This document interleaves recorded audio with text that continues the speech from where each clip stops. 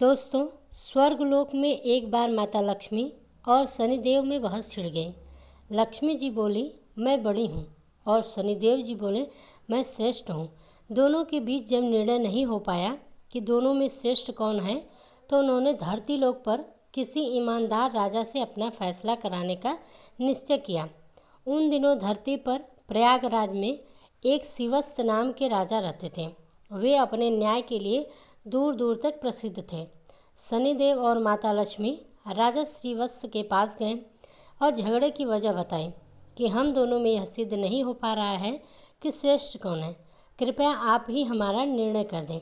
शनिदेव और माता लक्ष्मी की बात सुनकर राजा श्रीवत्स बहुत बड़े संकट में फंस गए कि दोनों में से कौन किसको बड़ा कहा जाए। यदि शनिदेव को बड़ा बता दिया जाए तो माता लक्ष्मी रूठ हो जाएंगी, और लक्ष्मी रूठ गई तो हमारे राज्य की सारे धन वैभव संपदा नष्ट हो जाएगी। यदि शनिदेव को रुष्ट कर दिया तो शनिदेव अपने क्रोध से नष्ट भ्रष्ट कर डालेंगे। राजा साहब जब किसी नतीजे पर नहीं पहुँचे तो शनिदेव और लक्ष्मी जी उन्हें एक माह का समय देकर वहाँ से वापस चले गए और कहा कि हम एक माह बाद आएंगे, तब तक तुम खूब सोच विचार कर लो। दर्शक बंधुओं, उनके जाने के बाद राजा की रातों की नींद हराम हो गई। वे हर क्षण इसी बात को लेकर सोचकर चिंता में रहने लगे कि एक माह के बाद जब शनिदेव और माता लक्ष्मी आएंगे तो वो किसे श्रेष्ठ बताएंगे, क्या निर्णय देंगे। उनके सामने परिस्थिति बहुत ही विकट खड़ी थी। वे जानते थे कि एक को बड़ा बताएं तो दूसरा नाराज हो जाएगा और उनके राज्य पर बहुत बड़ा संकट आ सकता है। राजा की त्रिदांग नाम की एक पवित्रवता रानी थी। पति को अत्यंत चिंता में देखकर रानी ने पूछा, महाराज, आप किस बात को लेकर परेशान हो? कृपया अपना दुख हमसे कहिए। राजा ने अपनी पत्नी को सारा हाल कह सुनाया। रानी ने राजा को एक सुझाव दिया कि देखो, तुम अपनी मुख से किसी का बड़ा या छोटा मत बताओ। अपनी अपनी जगह दोनों ही श्रेष्ठ हैं। उनके बड़े छोटे का फैसला आप उन्हीं पर छोड़ दो। आप एक काम करो, एक सोने का और एक चांदी का सिंहासन बनवाओ। दोनों का आसन अपने सिंहासन के दाईं और बाईं ओर रखवा दो। 2 सोने का सिंहासन आप अपने सिंहासन के दाईं ओर लगवाना और चांदी का सिंहासन बाईं ओर। 1 माह के बाद जब शनिदेव और माता लक्ष्मी आएंगे तो लक्ष्मी जी आपके दाईं ओर का आसन ग्रहण करेंगे, क्योंकि वे माता स्वरूप हैं, और शनिदेव आपके बाईं ओर वाले आसन पर बैठ जाएंगे। जब वे पूछें तो आप उनको किसी भी प्रश्न का उत्तर मत देना। जब वे बहुत पूछें तब उनसे कह देना कि आप लोगों ने अपनी श्रेष्ठता का फैसला स्वयं ही कर लिया, मैं क्या जवाब दूं। रानी चित्रांग की बात राजा को सही लगी, और इधर 1 महीने के बाद जब लक्ष्मी जी और शनिदेव राजा के दरबार में पधारे तो वही हुआ जैसा कि रानी ने बताया था। माता लक्ष्मी तो सोने के सिंहासन पर विराजमान हो गई और शनिदेव चांदी के सिंहासन पर। जब उन्होंने अपने श्रेष्ठ होने को लेकर राजा से निर्णय मांगा तो राजा ने कहा कि आप दोनों ने स्वयं ही अपने बड़े छोटे होने का फैसला कर लिया है, इसमें मैं क्या कह सकता हूँ। दोस्तों, यह सुनकर भगवान शनिदेव खिन्न होकर चले गए। माता लक्ष्मी ने राजा से कहा कि पुत्र, शनिदेव तुमसे रुष्ट हो गए हैं और उनके कोप के कारण तुम पर बहुत बड़ा संकट आ सकता है, परंतु तुम चिंता मत करो, मैं तुम्हारे साथ हूँ। शनिदेव ने राजा पर ऐसा कोप बरसाया कि उनके राज्य में भयंकर अकाल पड़ गया। लोग भूखों मरने लगे। नर नारी जीव जंतु सब उनके राज्य को छोड़कर दूसरे राज्य को चले गए। राजा से उनके राज्य की ऐसी दशा देखी नहीं गई। 1 वर्ष के बाद जब उन्होंने अपने राज्य को छोड़ने का फैसला किया, अब वे अपनी पत्नी चित्रांगना को साथ लेकर घर से निकल पड़े। एक पोटली में उन्होंने हीरे जवाहरात, कुछ जेवर आभूषण बांध लिए। सोचा, जहाँ रहेंगे वहाँ विपत्ति में यह बहुत काम आएंगे, इन्हें बेचकर हम अपना गुजारा कर लेंगे। राजा रानी घर से निकले ही थे कि उसी समय भयंकर आंधी तूफान आ गया। चारों तरफ अंधेरा छा गया। वे उस अंधेरे के कारण रास्ता भटक गए। समझ में ही नहीं आ रहा था कि कहाँ जाएं। तभी माता लक्ष्मी एक छोटी सी कन्या का रूप धर कर आती हैं और लालटेन की सहायता से उन्हें एक नदी के किनारे पहुंचा देती हैं। नदी पर छोड़कर माता लक्ष्मी वहाँ से चली गईं। अब उनके आगे समस्या यह थी कि नदी को पार कैसे किया जाए।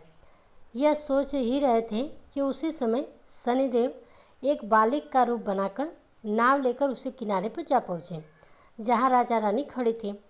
राजा ने नाविक से नदी के उस पार जाने का आग्रह किया। नाविक ने कहा कि देखो भाई, हम तुम्हें उस पार पहुंचा तो देंगे, परंतु हमारी नाव बहुत कमज़ोर है, इसमें एक बार में एक ही बैठ सकता है। राजा ने कहा चलो एक एक करके ही उतार दो। अब पहले तो नाविक रानी को उस पार पहुंचाया, फिर राजा को ले गया।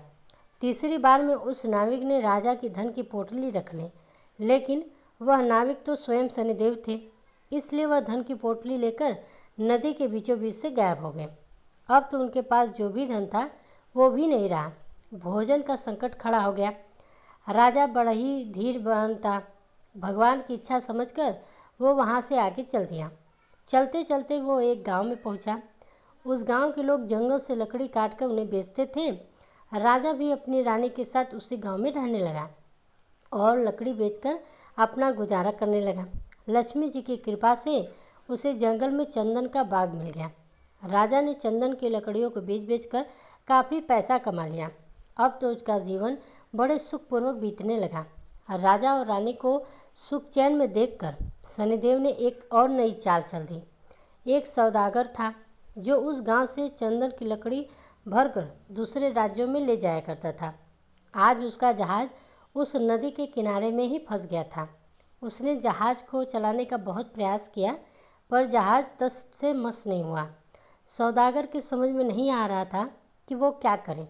तभी शनिदेव एक ब्राह्मण का रूप बनाकर उस सौदागर के पास आए और बोले, सौदागर, तेरा जहाज तो चल जाएगा यदि कोई पवित्रता स्त्री तेरे जहाज में हाथ लगा दे। सौदागर ने वैसा ही किया। पूरे गांव की स्त्रियों को बुलाया। सबने जहाज को छुआ, पर जहाज फिर भी नहीं चला। किसी ने बताया कि गांव में अभी एक स्त्री बाकी रह गई है जो यहाँ नहीं आई है। सौदागर स्वयं चलकर उसके घर गया और स्त्री कोई और नहीं, रानी चित्रांगना थी। जब रानी के पास निमंत्रण भेजा तो रानी ने वहाँ जाने से इनकार कर दिया और कहा कि इस समय मेरे पति जंगल में लकड़ी काटने गए हैं, मैं तुम्हारे जहाज के पास नहीं जा सकती। सौदागर के आदमी ने वापस जाकर उसकी सारी बात सौदागर से बताई। सौदागर समझ गया कि यही औरत पवित्रता है और यही उसके जहाज को निकाल सकती है। वह शाम को फिर उसके घर गया। उस समय शिव घर पर ही थे और इसलिए उसने निमंत्रण स्वीकार कर लिया। जब राजा और रानी ने कहा कि वे जहाज छू दें जिससे कि वह निकल सके, तो रानी ने अपने पति के कहने पर जहाज को छू दिया और जहाज हिलने लगा। यह देखकर सौदागर के मन में पाप जागा। क्यों ना मैं इसको अपने साथ ले चलूं? यह स्त्री बहुत ही सुंदर है और यदि कहीं जहाज फिर से फंस गया तो इससे छूकर उसे निकलवा लूँगा।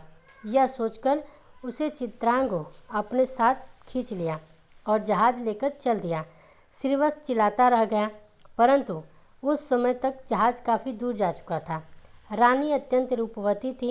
उसको देखकर सौदागर के मन में पाप आ गया और उसको अपनी पत्नी बनाने की इच्छा करने लगा। रानी ने सौदागर की छेड़खान से तंग आकर सूर्य देवता से प्रार्थना की कि अपने सती की रक्षा करने के लिए कोड़ दे दें। उसकी प्रार्थना भगवान सूर्य ने सुन ली। उसी समय रानी के शरीर में कोड़ फूट गया। वो एकदम से कुरूप वाली हो गई। उसके कुरूप शरीर को देखकर सौदागर उसके पास नहीं जाता था, पर वह हमेशा उसे अपने साथ रखता था। इधर राजा रोते बिलखते नदी किनारे चल पड़े। वह इसी उम्मीद में थे कि यदि जहाज उस तरफ से गुजरा तो वह अपनी पत्नी को छुड़ा लेंगे।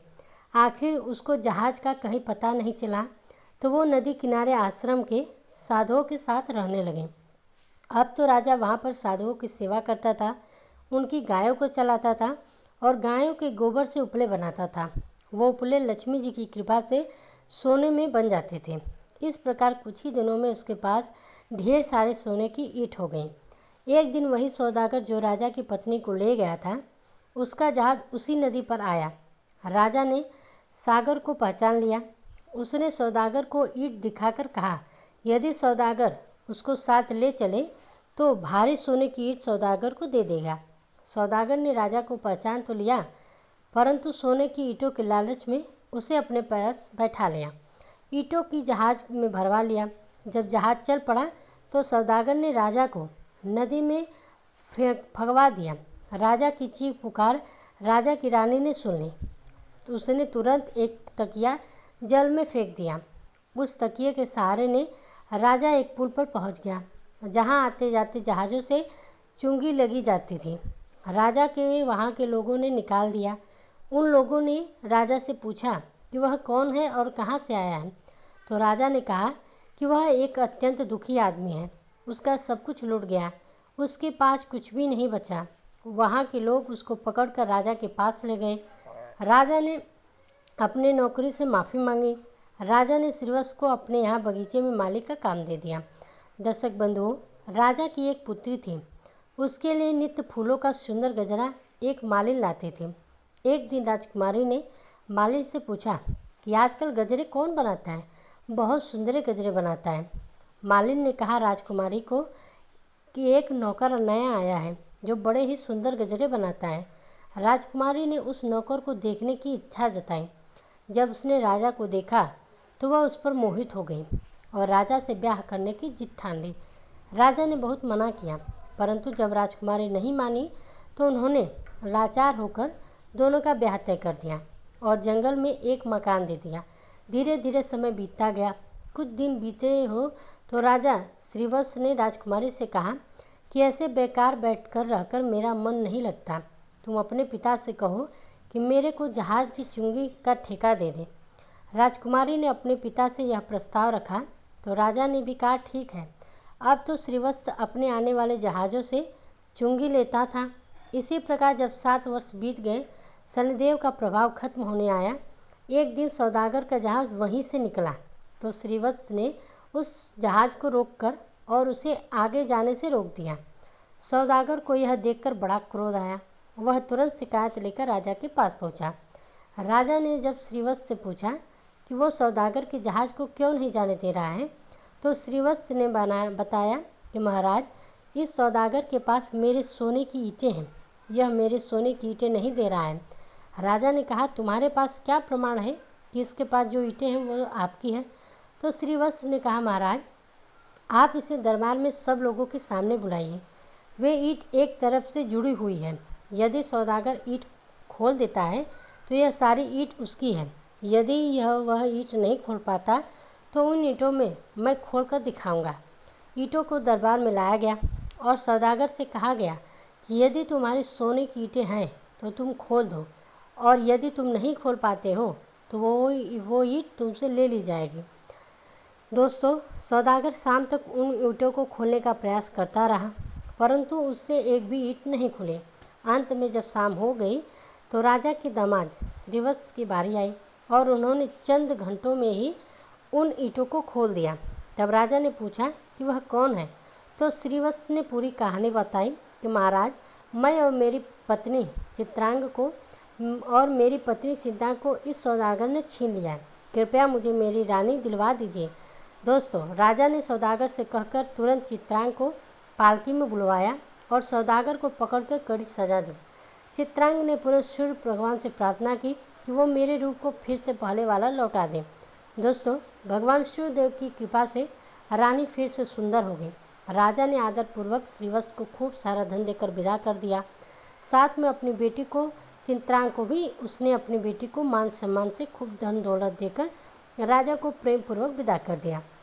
राजा पुनः अपने राज में लौट आया और फिर से राज सिंहासन पर सवार हो गया। एक दिन शनिदेव ने प्रकट होकर राजा से कहा, राजन, हम दोनों की स्पर्धा तो एक बहाना था।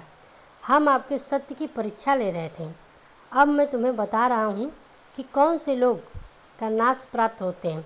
नंबर 1, विपत्ति में भी जो अपने धर्म को और सत्य को ना त्यागे, उसका मैं कभी नाश नहीं होता, अपितु देवता लोग भी उसकी सहायता करते हैं।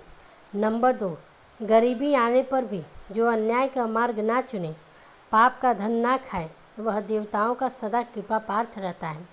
मैं उसका कभी बुरा नहीं करता, अपितु उस पर लक्ष्मी की कृपा सदैव बनी रहती है। नंबर 3, धन संपदा पाकर भी जो अभिमान ना करे, वज्र गुणजनों का दीनहीनों का जो अपमान नहीं करता, मैं उसका कभी बुरा नहीं करता, अपितु उसकी सहायता भी करता हूँ। मेरी कृपा से लोग पल भर मात्र में धनवान बन जाते हैं और जड़ मात्र में कंगाल बन जाते हैं। राजन, जाओ, मेरा वरदान से तुम्हारा राज्य फिर से संपन्न हो जाएगा। धन दौलत से धन धान्य संपन्न हो जाएगा। तुम्हारी प्रजा खुशहाल हो जाएगी और कभी दुख दरिद्रता तुम पर नहीं आएगी। राजा को वरदान देकर शनिदेव और माता लक्ष्मी वहाँ से चले गए। तो दोस्तों, यह कहानी कैसी लगी? अगर अच्छी लगी हो तो कमेंट बॉक्स में जय माता लक्ष्मी तथा जय शनिदेव अवश्य लिखिए। तो मिलते हैं एक नई कहानी के साथ, तब तक के लिए आप सभी का धन्यवाद।